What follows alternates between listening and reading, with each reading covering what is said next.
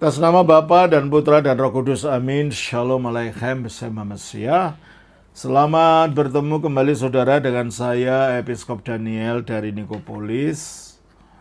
Kita akan melanjutkan acara kita, yaitu menjawab pertanyaan-pertanyaan yang saudara sudah kirim, yang belum sempat saya jawab karena kesibukan saya dan karena kesehatan tubuh saya. Dan kali ini akan saya jawab. Tetapi sebelumnya bagi saudara yang baru pertama kali ini berkunjung ke YouTube saya ini, tolong untuk subscribe. Demikian juga yang sudah sering berkunjung tapi belum pernah subscribe, saya minta untuk subscribe untuk makin memperkembangkan program kita ini. Demikian juga tolong klik itu like-nya supaya saudara mendapat notifikasi pertama ketika ada video-video baru lainnya yang saya menjawab pertanyaan-pertanyaan yang saudara sudah kirim. Dan juga kalau saudara tolong share ini kepada teman-teman saudara sebanyak-banyaknya ya. Dan kalau saudara merasa beban untuk ikut membantu pelayanan ini dan saudara ingin mengirimkan sumbangan atau persembahan kasih, saudara bisa mengirimkan pada nomor bank yang ada di bawah ini, Bank Mandiri atas nama saya. Oke, terima kasih. Tuhan memberkati. Baik, pertanyaan kali ini berasal dari saudari Meli dari Medan yang dikirimkan ke Ibu Theodora sudah lama sekali, yaitu pada tanggal 1 April tahun 2025. Pertanyaannya adalah, Salam Ibu Theodora, saya Meli dari Medan.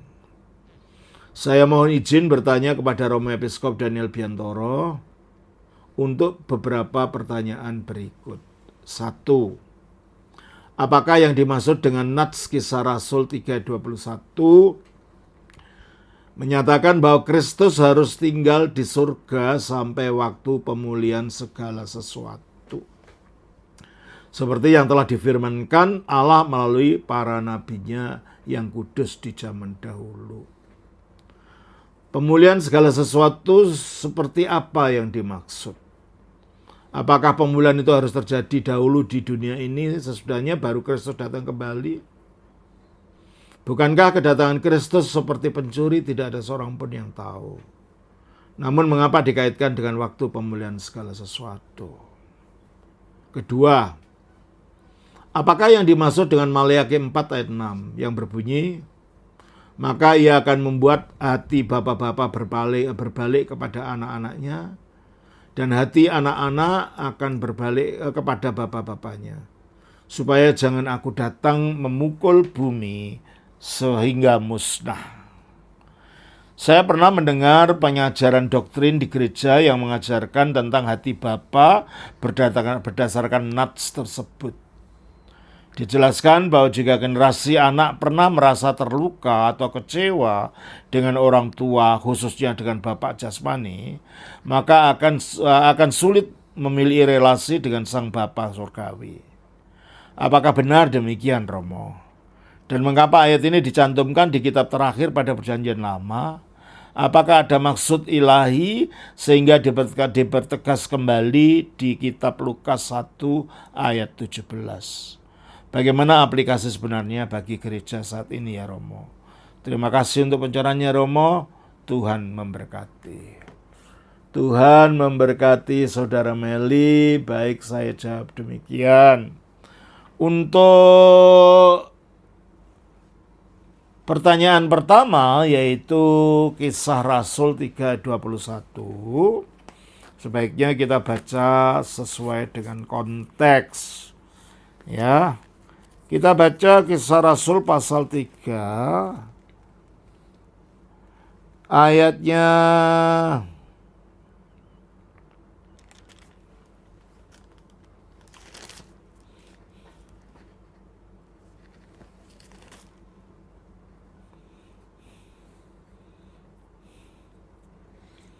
Ayatnya 17 sampai dengan ayat yang ke-21.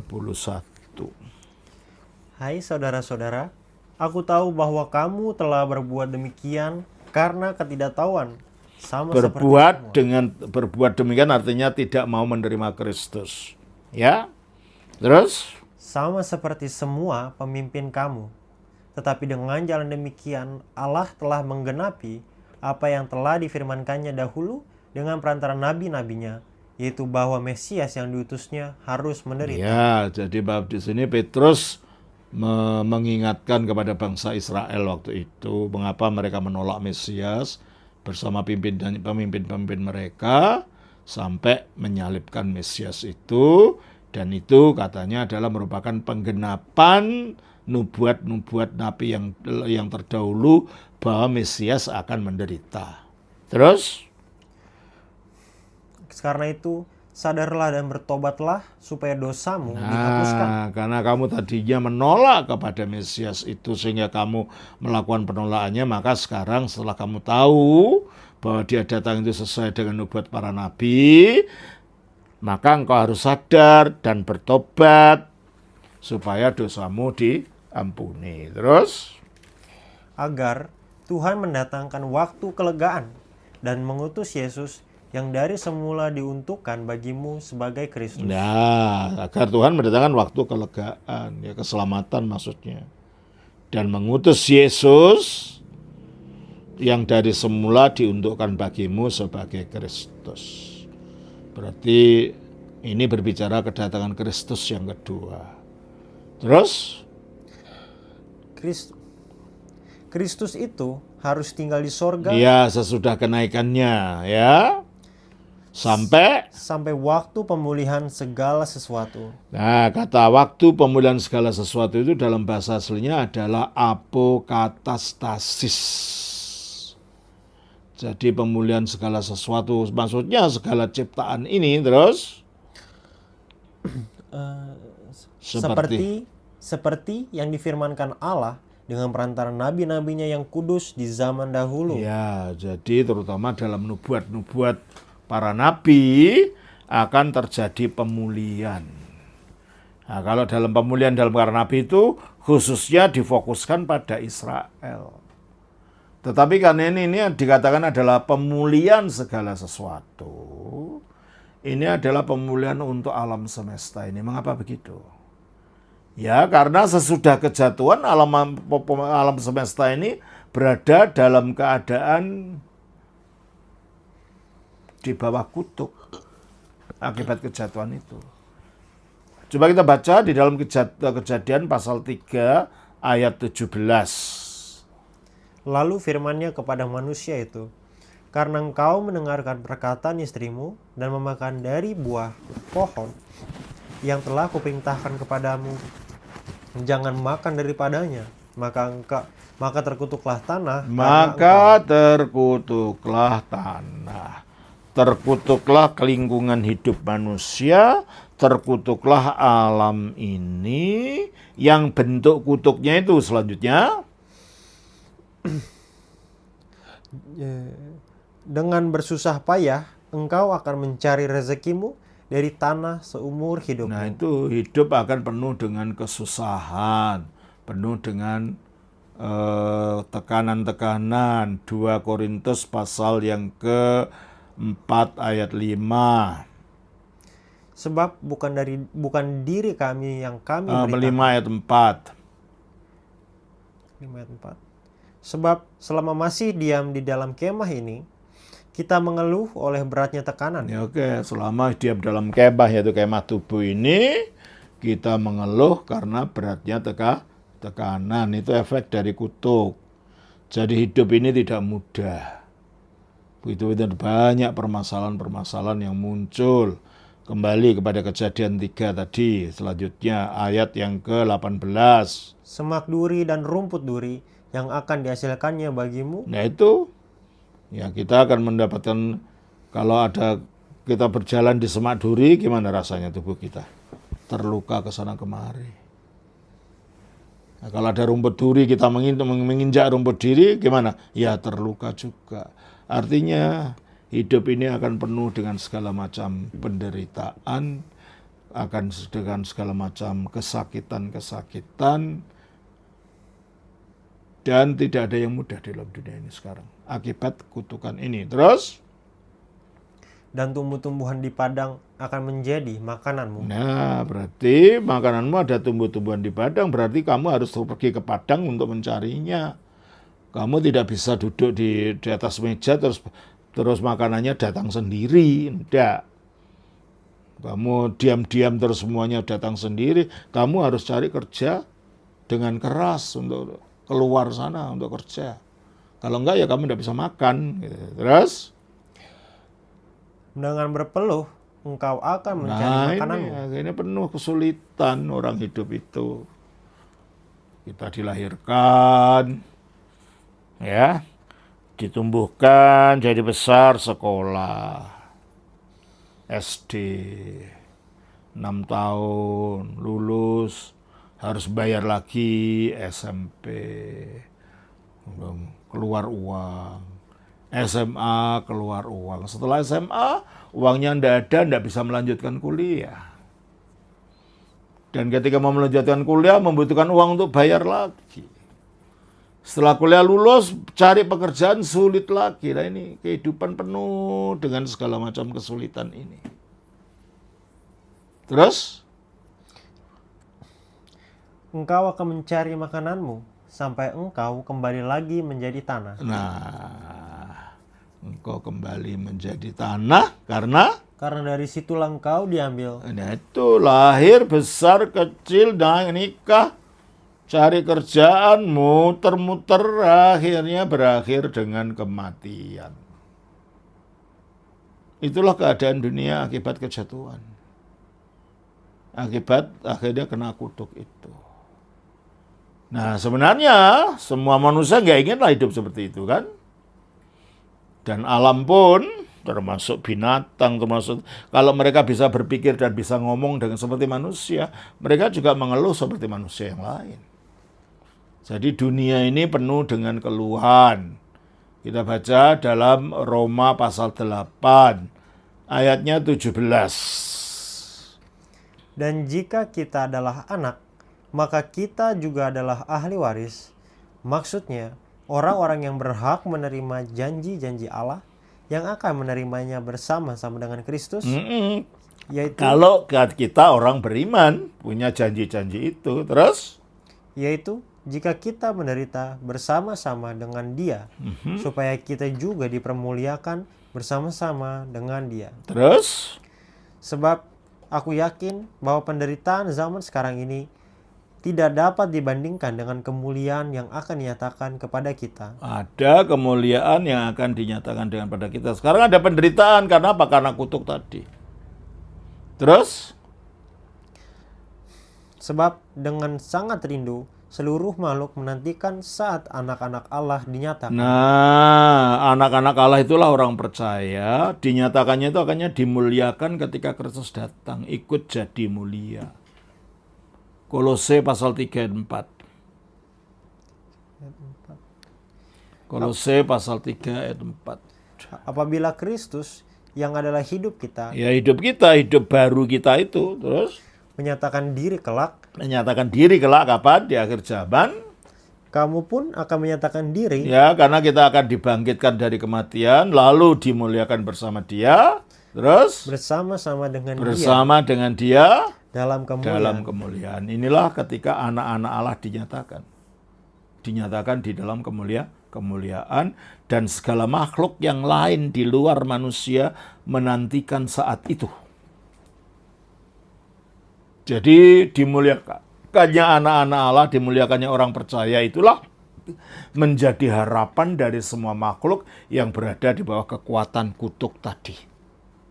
Kembali kepada Roma pasal 8 ayat 9. Ayat 19. Sebab dengan sangat rindu seluruh makhluk menantikan saat anak-anak Allah dinyatakan. Oke. Karena seluruh makhluk telah ditaklukkan kepada kesia-siaan. Ya, seluruh makhluk ditaklukkan pada kesia-siaan. Tumbuh, besar, lahir, besar, saling makan-memakan. Itu kalau dunia binatang. rebutan wilayah, rebutan betina, saling memakan, saling membunuh, lalu mati. Lahir lagi, besar, sakit, bertengkar, rebutan makanan, rebutan betina, lalu mati. Nah, kalau kita lihat di hidup manusia dari sisi ini, hidup ini adalah hidup yang penuh kesia-siaan. Kita berada dalam situasi yang sulit ini. Terus? Karena seluruh makhluk telah ditaklukkan kepada kesia-siaan. Ya, seluruh makhluk ditaklukkan pada kesia-siaan yang saya katakan tadi. Bukan oleh kehendaknya sendiri. Bukan oleh kehendaknya sendiri. Tetapi oleh kehendak Dia. Oleh kehendak Dia yang telah menaklukkannya. Menaklukkannya, yaitu kehendak Allah yang mengatakan terkutuklah tanah karena engkau. Dan akhirnya tanah menjadi tempat sulit, tempat kesukaran, kesulitan dalam kehidupan ini. Terus?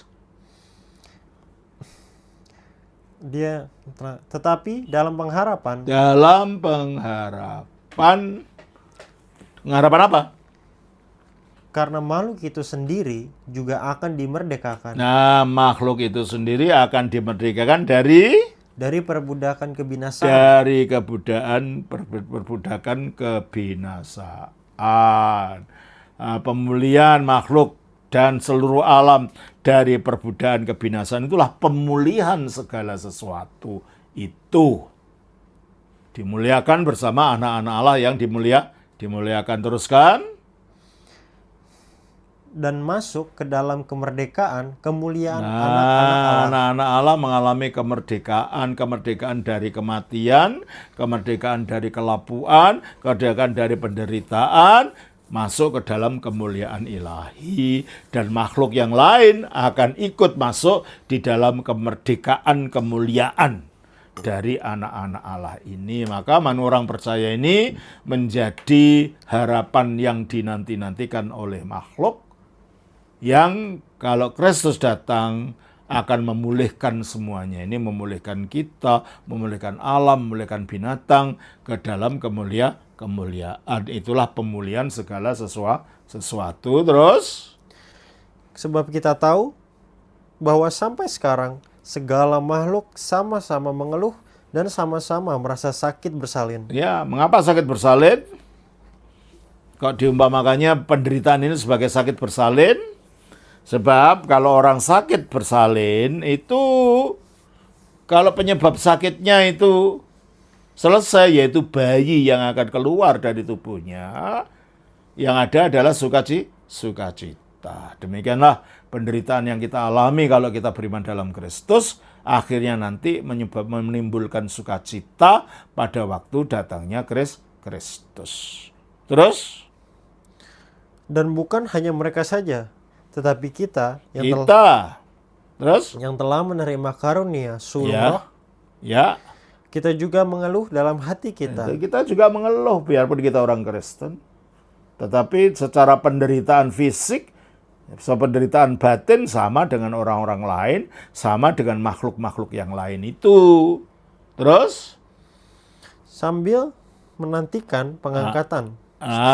Sementara kita menantikan pengangkatan sebagai anak Allah, makhluk-makhluk yang lain menantikan kita dimuliakan supaya mereka ikut mulialah. Kita diangkat menjadi anak Allah itu gimana? Teruskan. Yaitu pembebasan tubuh kita. Yaitu pembebasan tubuh kita dari penyakit, dari kelapuan, dari kebinasaan, dari kesakitan, dan dari penderitaan itu. Terus? Sebab kita diselamatkan dalam pengharapan. Tetapi pengharapan yang dilihat bukan pengharapan lagi. Ya, jadi kalau begitu kita nanti juga dipulihkan dalam kemuliaan, dan alam yang lain itu mengikuti kita, dipulihkan dalam kemuliaan. Itulah pemulihan segala sesuatu, sehingga alam yang penuh derita itu akan menjadi langit baru dan bumi baru pada waktu Kristus datang nanti. Kita baca dalam 2 Petrus pasal yang ketiga, ayatnya 10 sampai 12. Tetapi hari Tuhan akan tiba seperti pencuri. Mhm. Pada hari itu langit akan lenyap dengan gemuruh yang dahsyat dan unsur-unsur dunia akan hangus dalam nyala api. Ya, itu bukan lenyap, bukan untuk dimusnahkan. Lenyap untuk dicipta ulang. Terus? Akan hangus dalam nyala api, dan bumi dan segala yang ada di atasnya akan hilang lenyap. Terus? Jadi, jika Ayat 12. yaitu kamu yang menantikan dan mempercepat kedatangan hari Allah. Yaitu? Pada hari itu langit akan binasa dalam api dan unsur-unsur dunia akan hancur karena nyalanya. Tetapi sesuai dengan janjinya, kita menantikan langit yang baru dan bumi yang baru, di mana terdapat kebenaran. Nah, itulah nanti dipulihkannya segala sesuatu itu. Dipulihkan dalam kemuliaan, dipulihkan lepas dari dosa, penderitaan, dan kesakitan dan kebinasaan. Pertanyaan yang selanjutnya adalah, apakah yang dimaksud dengan Maleakhi 4 ayat 6 yang berbunyi, maka ia akan membuat hati bapa-bapa berbalik kepada anak-anaknya dan hati anak-anak kepada bapa-bapa, supaya jangan aku datang memukul bumi sehingga musnah?